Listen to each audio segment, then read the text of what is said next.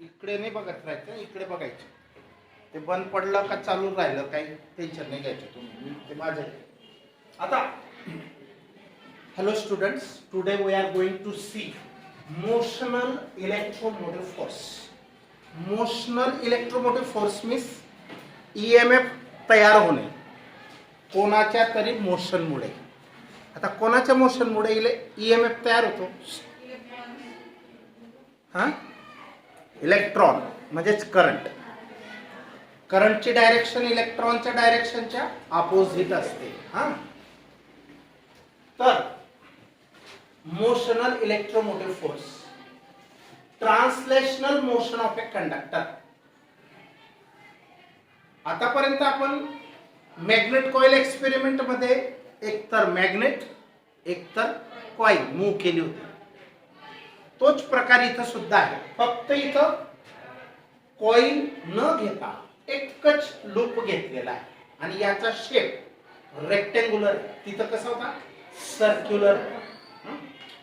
हा जो रेक्टेंग्युलर आहे ABCD हा एक लूप आहे.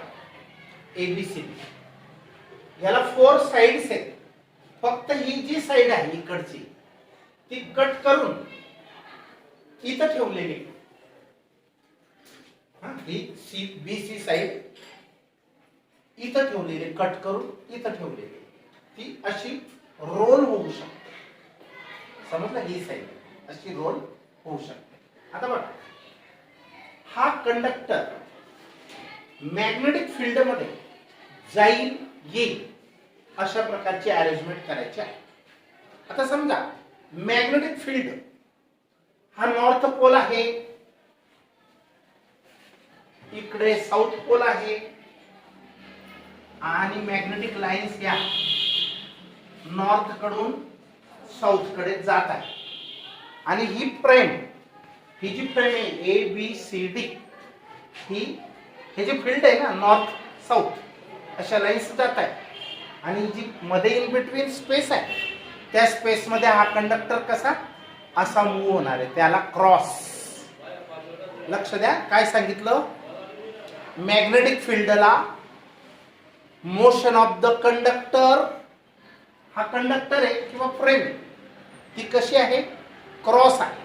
म्हणजे या लाईन्सचा आघात या कंडक्टरवर पडायला पाहिजे, ऍक्शन व्हायला पाहिजे.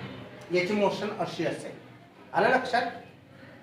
किंवा इकडे फील्ड नॉर्थ साऊथ असेल तर मोशन ऑफ द कंडक्टर अशी असेल, क्रॉस, त्याला perpendicular.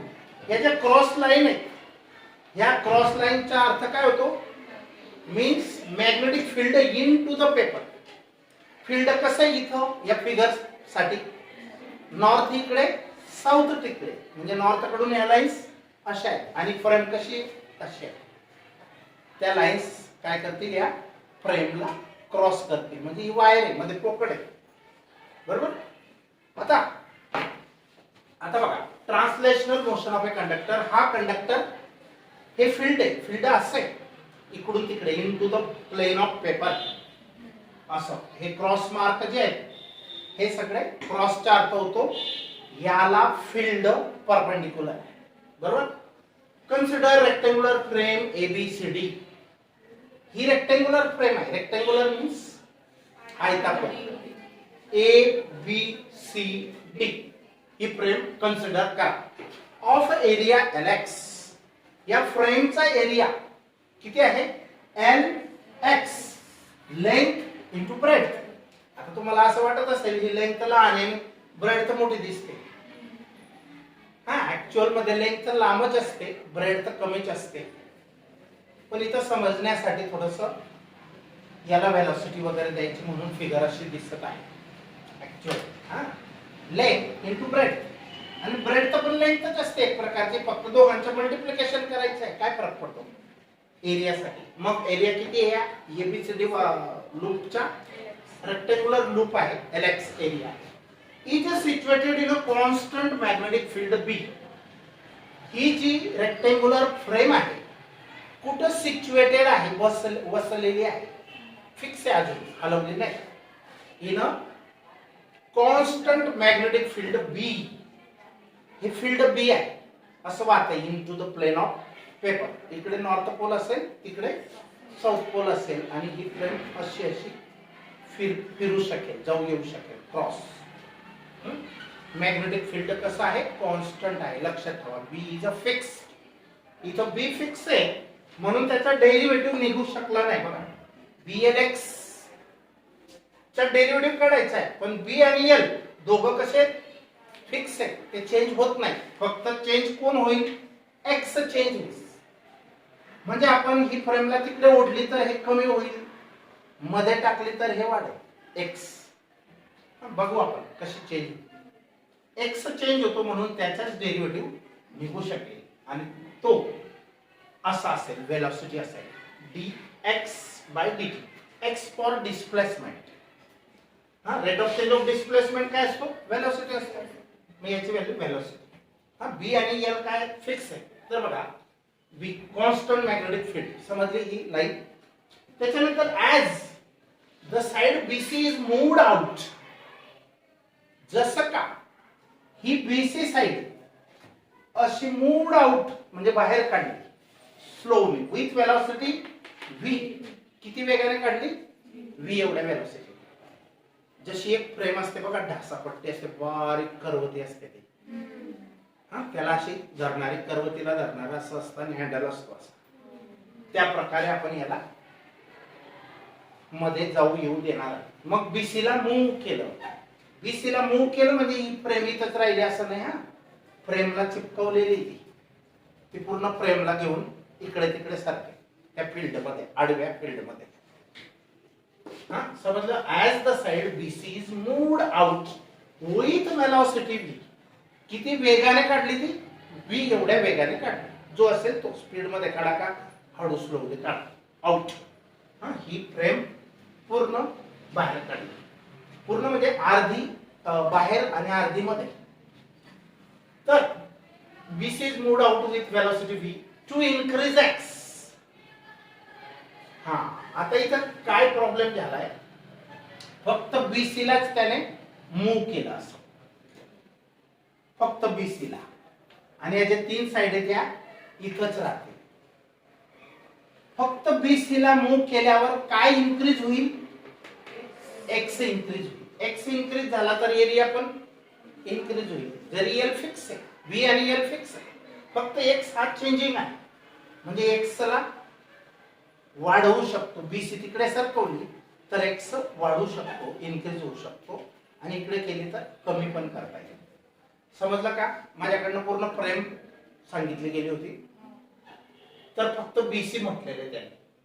As the side BC is moved out with velocity V to increase X. X वाढवण्यासाठी बीसी साइडला तिकडे मूव्ह केलं व्ही एवढ्या वेलोसिटीने.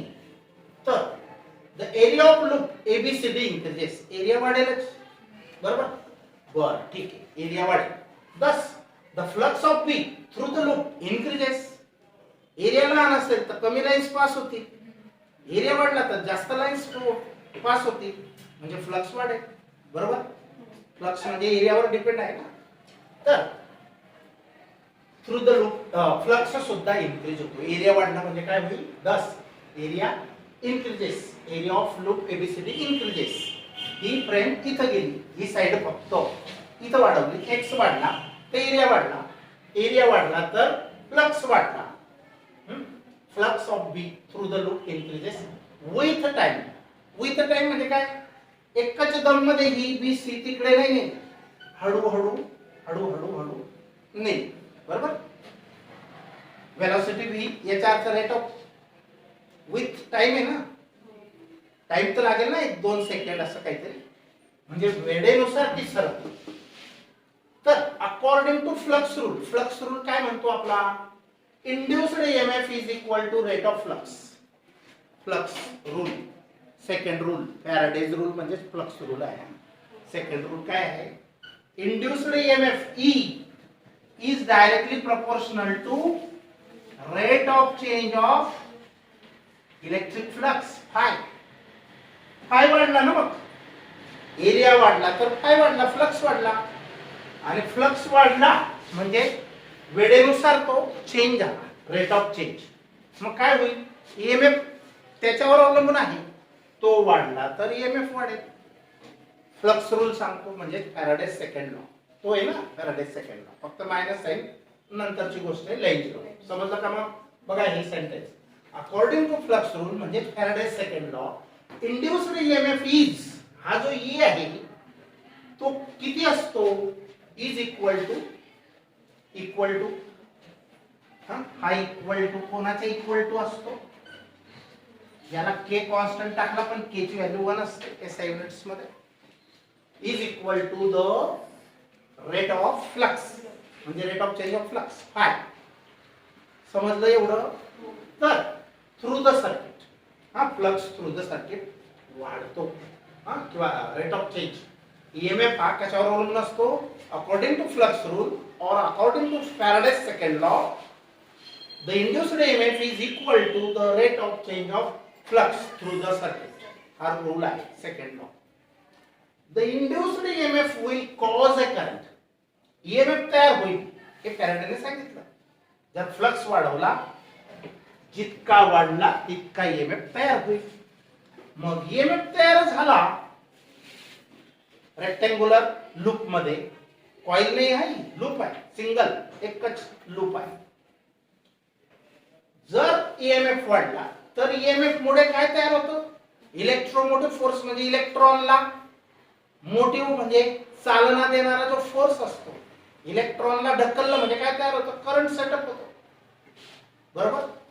मग द इंड्युस्ड ईएमएफ तयार झालेल्या या फ्रेम मध्ये जो ईएमएफ तयार झाला त्याच्यामुळे will cause a current in the loop, त्याच्यामुळे करंट पण तयार होतो. इट इज अज्युम दॅट, हे अज्युम करून घ्या की there is enough resistance in the wire. असं गृहीत धरा की या वायरला इनफ रेजिस्टन्स आहे. काय आहे, प्रत्येक वायरला रेजिस्टन्स असतो, गोल्ड, सिल्वर, कॉपर, ॲल्युमिनियम, फक्त त्यांचा रेजिस्टन्स कमी अधिक असतो. मग याला इनफ रेजिस्टन्स म्हणजे पुरेसा रेजिस्टन्स इतका आहे की अज्युम दॅट, असं मानून घ्या की there is enough resistance in the wire, या वायरला काहीतरी रेजिस्टन्स आहे, so that the induced current is very small.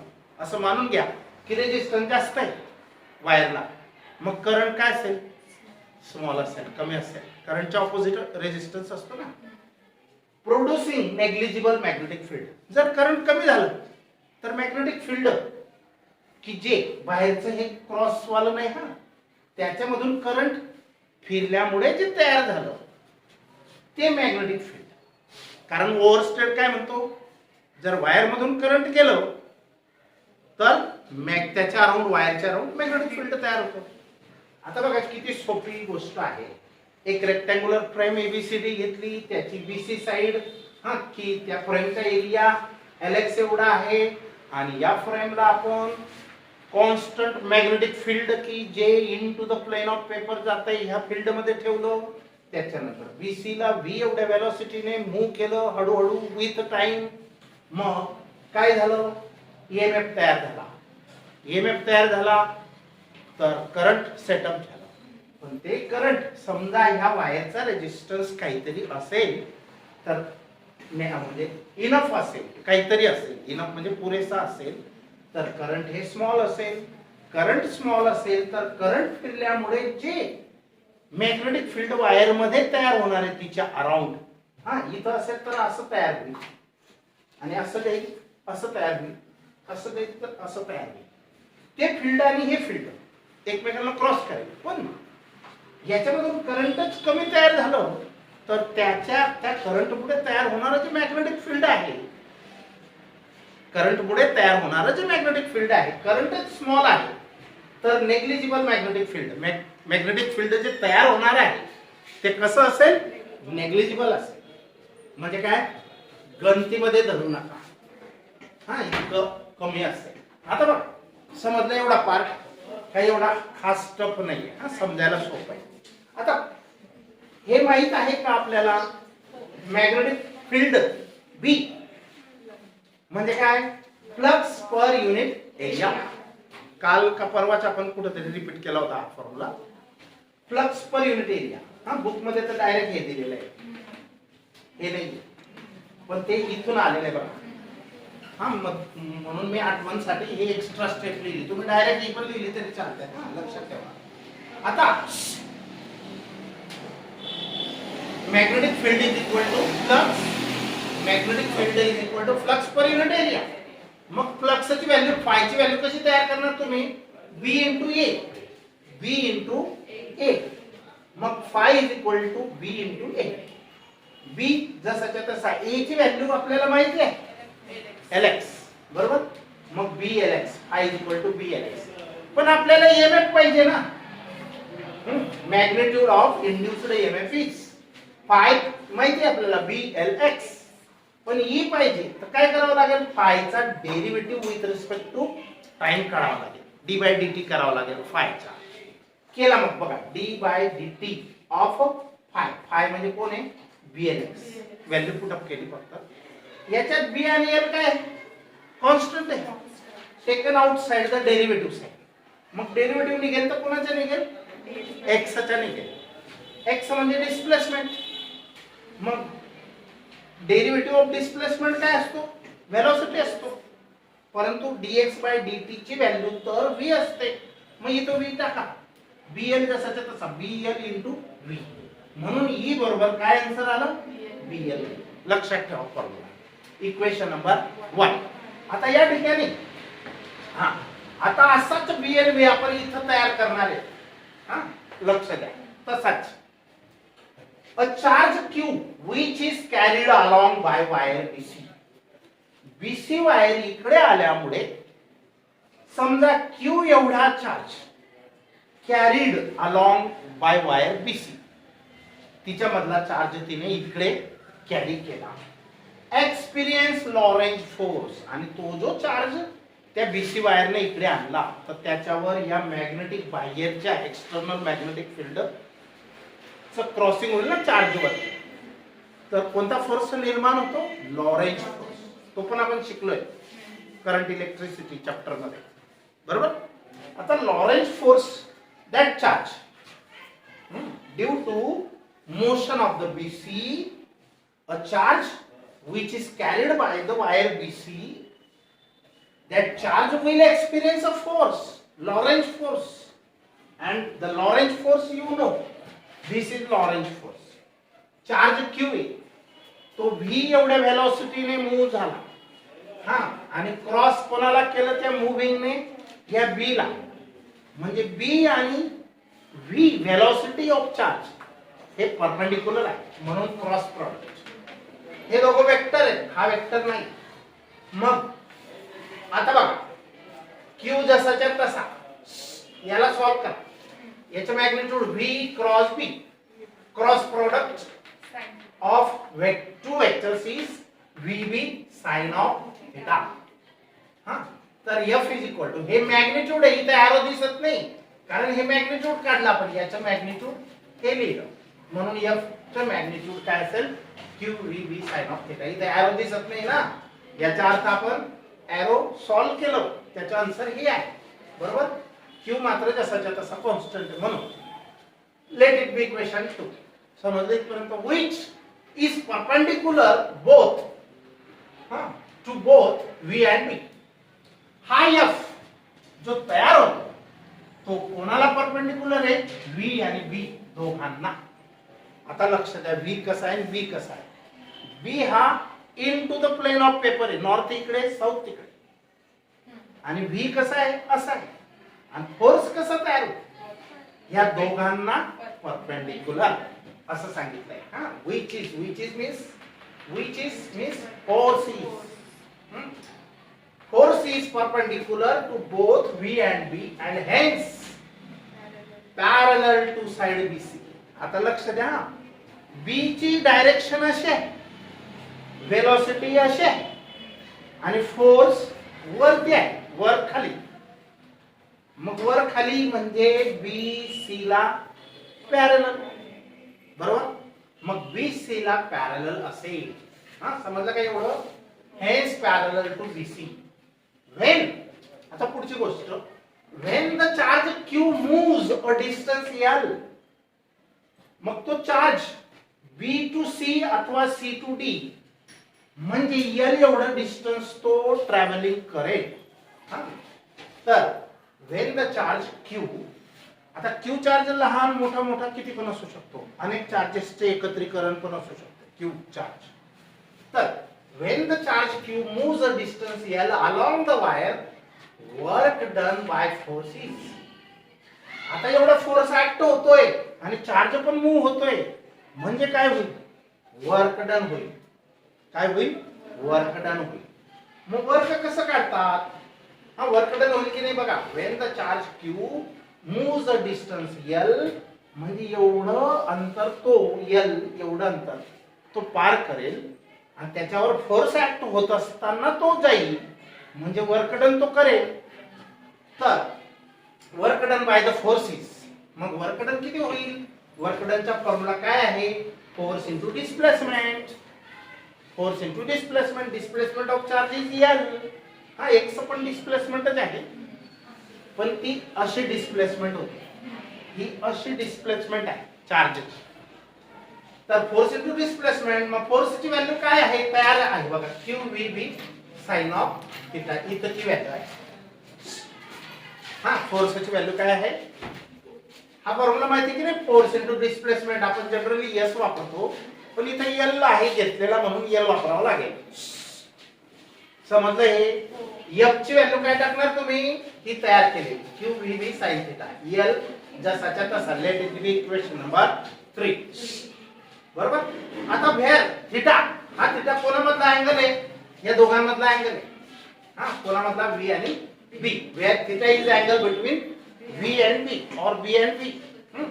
मग also EMF is equal to, E is equal to means EMF is equal to work done per unit charge. अजून एक गोष्ट आहे की EMF फक्त फॅरेडेने सांगितला या पद्धतीने काढा, पण आपल्याला या पद्धतीच्या अगोदर EMF कसा काढत असतील तर तो असा काढत होते, work done per unit charge. EMF हा कुठे शिकलोय, 11वी मध्ये शिकलोय. EMF अँड इंटरनल रेजिस्टन्स ह्या टॉपिक मध्ये.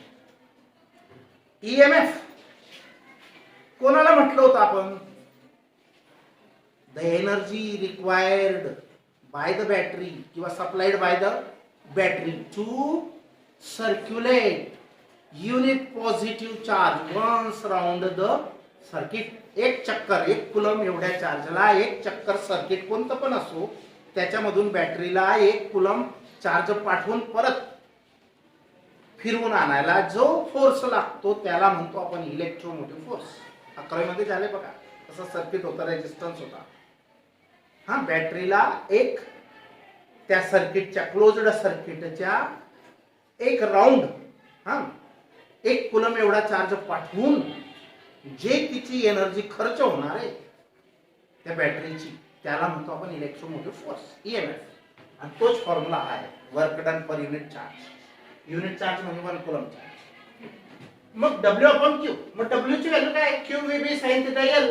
Q V B sine theta L. W ची व्हॅल्यू ही तयार केलेली, पुट अप केली आणि अपॉन Q. इथं काय होईल, Q गेट्स कॅन्सल. मग राहिलं काय शिल्लक, E is equal to V B sine theta L. बरोबर. पण साइन थिटा या ठिकाणी थिटाची व्हॅल्यू काय असावी तेव्हा 1 असतो, 90. मग थिटा 90 आहे म्हणजे थिटा तर यांच्यामधला अँगल आहे ना, बी आणि बी चा. आणि व्ही कसं आहे, व्ही कसं आहे, बी असा आहे north to south into the plane of the paper. आणि व्ही कसा आहे, असा आहे इकडे, म्हणजे क्रॉस आहे ना, 90 चा अँगल आहे ना त्यांच्यामध्ये. मग 90 याची व्हॅल्यू 90 टाकली, साइन 91. तर काय राहिलं मग व्ही बी एल, हा किंवा बी एल व्ही. लक्षात ठेवा सिरियली हे जे लेटर्स असतात ना आपल्या मनाप्रमाणे लक्षात ठेवण्यासाठी त्यांना मागे पुढे लिहिलं काही फरक पडत नाही. बुक प्रमाणे जसंच्या तसं नाही जावं. आता साइन थिटाची व्हॅल्यू, हा फॉर मॅक्सिमम EMF. EMF जर जास्तीत जास्त आपल्याला एक्सपेक्ट असावा तयार करायचं असेल हा फॉर मॅक्झिमम ईएमएफ, तर थिटाची व्हॅल्यू काय असावी? 90 असावी. जर थिटाची व्हॅल्यू 90 असेल तर साइन थिटाची व्हॅल्यू 1 असेल आणि ती जर इथं पुट केली तर E is equal to VBL म्हणजे VLV याची व्हॅल्यू 1 झाली. आणि हा असेल मॅक्झिमम ईएमएफ. किती असेल? Maximum EMF. समजलं? बस. आता पुढचं एकदम सिंपल आहे बघा. the same which is the same result obtained in equation 1. हा जो रिझल्ट आपण मिळवला हा इक्वेशन 1 चाच रिझल्ट आहे. E is equal to BLV म्हणजे दोघं पद्धतीने गेले तरी सेम आहे. बरोबर? बरोबर आहे की नाही? हा रिझल्ट इक्वेशन 1 सारखाच आहे. हा वेगळ्या पद्धतीने आपण EMF फाइंड आउट केला आणि हा वेगळ्या पद्धतीने केला. ही ओल्ड मेथड आहे, ही फॅराडेज मेथड आहे, ही dy/dt. आता the same result is obtained in equation 1. In general म्हणजे हा फॉर्म्युला सर्व ठिकाणी वापरता येईल. म्हणजे असे सिच्युएशन जिथं जिथं असेल तिथं सर्व ठिकाणी वापरता येईल. In general it can be proved that, हे सिद्ध झालेलं आहे की फॉर एनी सर्किट, कोणतंही असं सर्किट असो बंदिस्त, द इंड्युस्ड ईएमएफ त्याच्यामध्ये तयार होणारा ईएमएफ, हा कोणतेही बंदिस्त सर्किट असेल फॉर एनी सर्किट पण क्लोज्ड पाहिजे ना. द इंड्युस्ड ईएमएफ म्हणजे त्याच्यामध्ये तयार होणारा ईएमएफ अशा सर्किट मध्ये केव्हा तयार होतो? मॅग्नेटिक फील्ड मध्ये ठेवलं तेव्हा तयार होतो ना. तर इंड्युस्ड ईएमएफ इज द, हा ईएमएफ इज द काय असतो? Is the time derivative of flux. dy/dt म्हणजे काय? टाइम डेरिव्हेटिव्ह ऑफ कोणाचा? Of phi. dy/dt of phi म्हणजे टाइम डेरिव्हेटिव्ह ऑफ फाय. तर in general it can be proved for any circuit that the induced EMF is equal to, induced EMF is the time derivative of flux phi. फायचा derivative असतो. हा induced EMF हा general मध्ये सांगायचं म्हटलं कोणत्याही circuit मध्ये तयार होणारा ईएमएफ हा डायरेक्टली प्रोपोर्शनल म्हणजे कोणावर अवलंबून असतो? फ्लक्सच्या टाइम रेट ऑफ चेंज वर अवलंबून असतो. जसा वेळ बदलेल, फाय बदलेल, तसा ईएमएफ कमी जास्त होईल. मग the flux rule is also applicable in case of Y. मग इथं फ्लक्स रूल पण वापरता येईल. फ्लक्स रूल म्हणजे फॅराडेचा सेकंड लॉ, फ्लक्स रूल. तर flux rule is also applicable in the case of wire loop that is kept stationary. की जो लूप स्टेशनरी म्हणजे स्थिर ठेवलेला आहे आणि magnetic field and magnetic field is change, आणि फील्ड मात्र चेंज करू शकतात. बी आहे ना, कमी जास्त करू शकतात. इथं बी फिक्स ठेवलेलं होतं, हा BLV आला तेव्हा. पण काय सांगितलं अजून एक दुसरी आयडिया काय सांगितले? फ्लक्स रूल त्याच्यासाठी पण लावता येतो. कोणासाठी?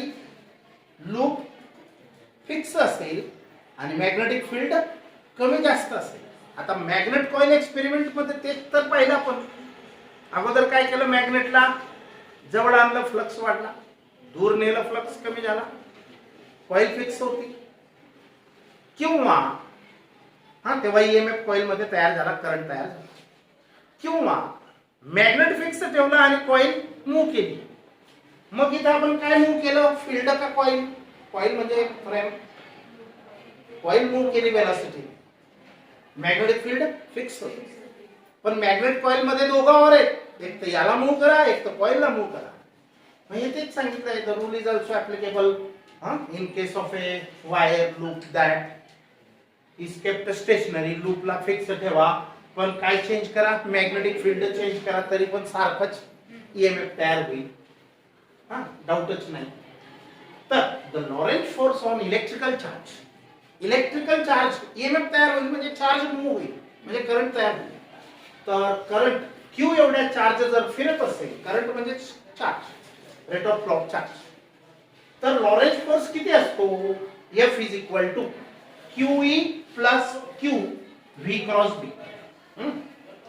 हा फॉर्म्युला पण आपण अगोदरच्या चॅप्टर मध्ये शिकलेलो आहे. किती चार्ज मूव्ह झाला. आता इथं दोन फील्ड आहेत, या दोन फील्डचं एकत्रीकरण आहे. एक इलेक्ट्रिक फील्ड आणि एक मॅग्नेटिक फील्ड. मॅग्नेटिक फील्ड मध्ये लॉरेंट फोर्स किती असतो? क्यू व्ही क्रॉस बी, फक्त मॅग्नेटिक फील्ड. आणि जर दोघं फील्ड असतील, हा म्हणजे कॉईल असेल, इथे एकच लूप घेतला आणि नेग्लिजिबल हे घेतलाय आपण रेजिस्टन्स, इनफ रेजिस्टन्स पुढे जो ईएमएफ तयार झाला तो कसा असेल, तो करंट व्हेरी स्मॉल म्हणून मॅग्नेटिक फ्लक्स व्हेरी स्मॉल असं आपण कन्सिडर केलं. पण जर का कॉईल असेल रेक्टँग्युलर भरपूर टर्नची, तर मात्र इलेक्ट्रिक फील्ड तयार होईल. आणि मग ते electric field force plus magnetic field force या दोघांची सम केली तर आपल्याला लॉरेंज फोर्स मिळतो. Faraday's observation led to discovery that, फॅराडेचं ऑब्झर्वेशन हे जे निरीक्षण केलं त्याच्यामुळे एक डिस्कवरी पर्यंत पोहोचले. Led to discovery means leads to discovery that E and B are related by a new law. E आणि बी यांचं एक नातं आहे. ई म्हणजे काय, इलेक्ट्रिकल फील्ड. बी म्हणजे काय, मॅग्नेटिक फील्ड. इलेक्ट्रिक फील्ड कसं तयार करतात, दोन प्लेट घेतल्या, पॉझिटिव्ह निगेटिव्ह, बॅटरीला कनेक्शन केल्या तर त्यांच्यामधलं इलेक्ट्रिक लाईन्स पॉझिटिव्ह प्लेट कडून निगेटिव्ह कडे फ्लो होतील, म्हणजे ते inside in between two plates that field is electric field. आणि मॅग्नेट ठेवले नॉर्थ साऊथ तर in between field is magnetic field. पण यांचं नातं आहे न्यू लॉ नुसार. ई आणि बी यांचं घनिष्ठ नातं आहे. इलेक्ट्रिसिटी फिरवली वायर मधून तर मॅग्नेटिक फील्ड तयार होतो, आणि मॅग्नेटिक फील्डचा आघात केला इलेक्ट्रिसिटी जनरेट होते. म्हणजे या दोघांचं नातं फार घनिष्ठ आहे, इलेक्ट्रिक फील्ड आणि मॅग्नेटिक फील्ड. मग आता बघा न्यू लॉ. हा न्यू लॉ काय सांगतो, इन अ रिजन, असा region where magnetic field is changing, असा रिजन की जिथे मॅग्नेटिक फील्ड चेंज होत आहे. Coil magnet experiment, magnetic field अशा रिजन की जिथे मॅग्नेटिक फील्ड चेंज होत आहे विथ टाइम, म्हणजे वेळेनुसार. आता वेळ लागतोच ना जायला यायला, वेळेनुसार. तर electric field are generated. Magnetic field जर चेंज होत असेल कॉईल वर लिंकिंग, तर electric field is generated. Electric field तयार होतं, म्हणजे काय, करंट फ्लो होतो वायर मधून. The flux rule holds good so long as, फ्लक्सचा जो फॅराडे सेकंड रूल आहे, होल्ड्स गुड, तो लागू पडतो, सो लॉंग ॲज, तोपर्यंत. कुठपर्यंत, the change in the magnetic flux is due to the, magnetic flux का चेंज होतो, due to the changes in magnetic field. Magnetic field change होत असेल, magnet coil magnetic field change होत असेल तर flux तोपर्यंत चेंज होत राहणार, due to the changes in the magnetic field और due to the motion of the circuit. नाही तर मॅग्नेट फिक्स ठेवा, सर्किट मूव्ह करा, या दोघांमुळे चेंज होऊ शकतो. और बोथ, दोघं मूव्ह केले तरी होईल. ओके, चहा प्यायची, पिऊन घे. मी पितच नाही चहा, कॉफी असेल ती.